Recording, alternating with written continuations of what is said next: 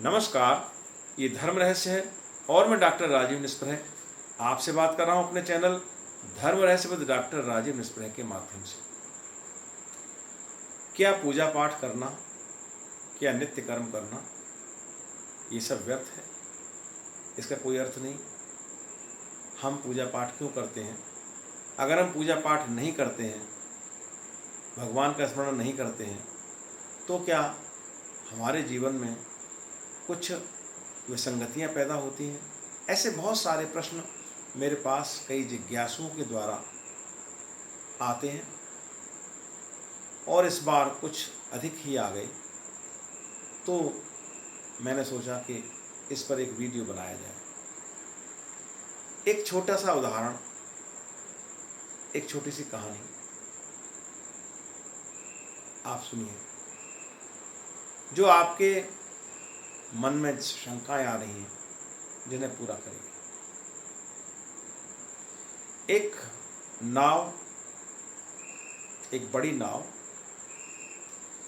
सागर के लहरों में आगे बढ़ रही है। उसमें बहुत से लोग सवार हैं।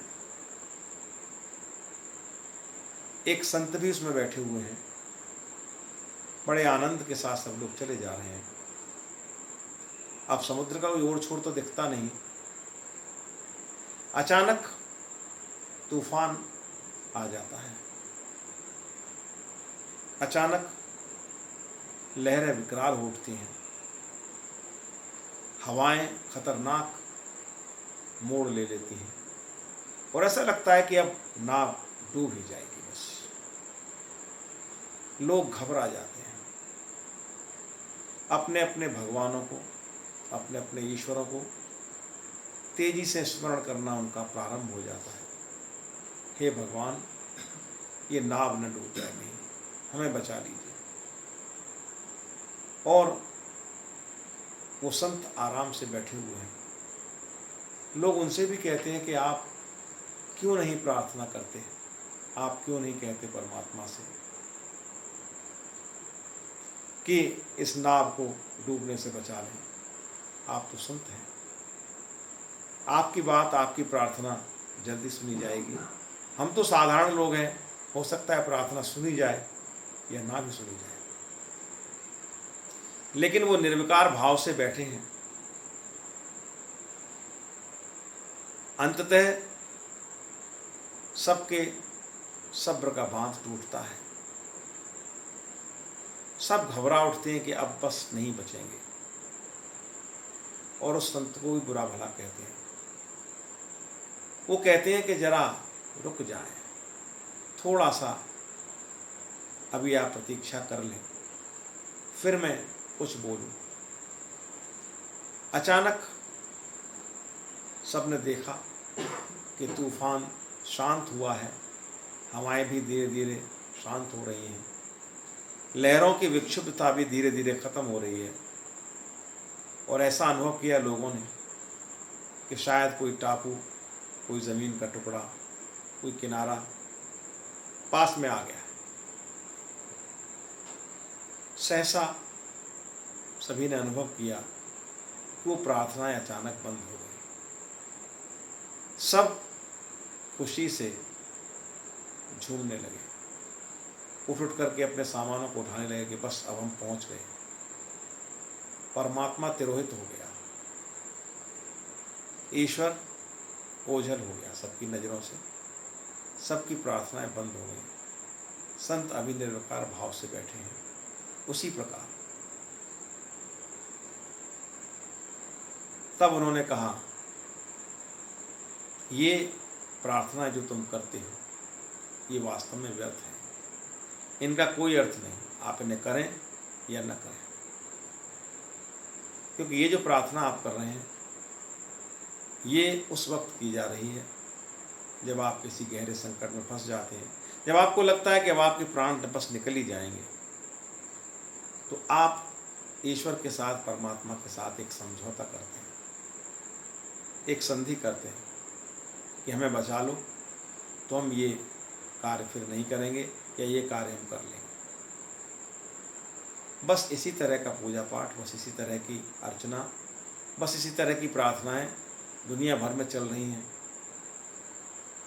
धर्म के धंधे भी हो रहे हैं, व्यापार भी हो रहे हैं। लेकिन मैं आपसे एक बात कहना चाहता हूँ, आपका हर कर्म प्रार्थना क्यों नहीं बन सकता? आप घर में झाड़ू पोंछा लगाते हैं, आप घर की सफाई करते हैं, कपड़े साफ करते हैं, ऑफिस का काम करते हैं, व्यायाम करते हैं, खाना खाते हैं, सुबह से लेकर शाम तक बहुत सारे कार्य आप करते हैं, जिनमें से कुछ कार्य ऐसे भी होते हैं कि अगर आप उनको शाम को नज़र डालें तो आपको अनावश्यक भी लगते हैं। लेकिन अगर हर कर्म को छोटे से छोटा और बड़े से बड़ा उसको आप उस परमात्मा को समर्पित कर दें, उस कृष्ण को, उस आदिशक्ति को, उस महादेव को, उस महाकाल को समर्पित कर दें, ये कार्य मेरा नहीं। हर क्षण मैं खाना खाता हूँ तो वो आप खाते हैं, मैं झाड़ू पोंछा करता हूँ तो वो आप करते हैं, मैं नहीं करता। अगर ये भाव आपके मन में आ जाता है, आप उनको पूरा समर्पण कर देते हैं, तो फिर किसी प्रार्थना की, किसी चीज़ की आवश्यकता नहीं होती कि हर क्षण आप उसी में जी रहे। लेकिन आप हर क्षण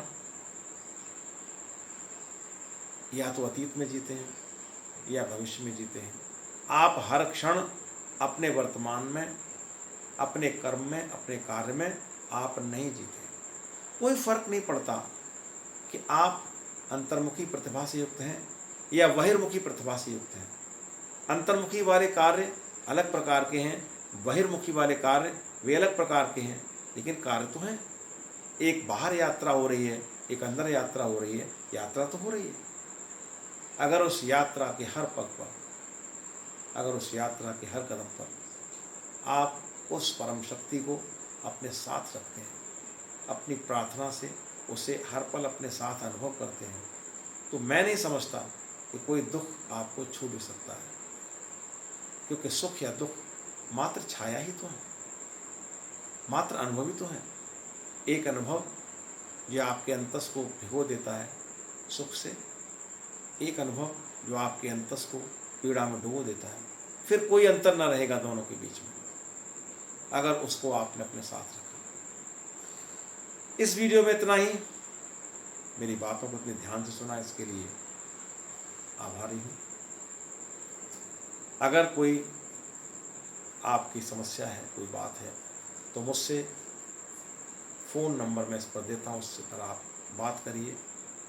निरंतर देखते रहिए धर्म रहस्य विद डॉक्टर राजीव निस्प्रे। आपका स्नेह, आपका प्रेम मुझे जिस प्रकार से प्राप्त होता है,